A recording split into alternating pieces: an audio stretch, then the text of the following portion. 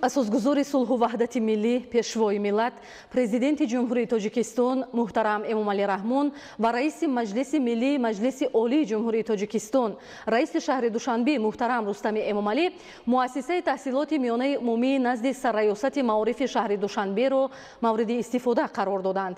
Муассисаи таълимӣ аз як бинои чорошёна иборат буда барои 2200 нафар хонанда дар ду баст пешбинӣ гардидааст.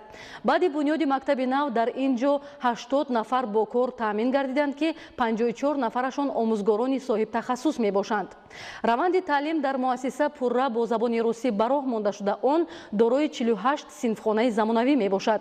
барои омӯзиши фанҳои дақиқ дар таълимгоҳ озмоишгоҳҳои замонавии фаннӣ, синфхонаҳои алоҳидаи химия, биология, физика, технологияи иттилоотӣ сохта шуда барои гузарондани таҷрибаҳои амалӣ дар синфҳо айёниятҳои зарурӣ васлу насб гардидааст.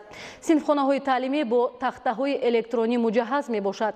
бо мақсади ҷалби ҷавонон ба варзиш як толори калони варзишӣ ки 500 метри мураббаъ масоҳат дорад бунёд карда шудааст.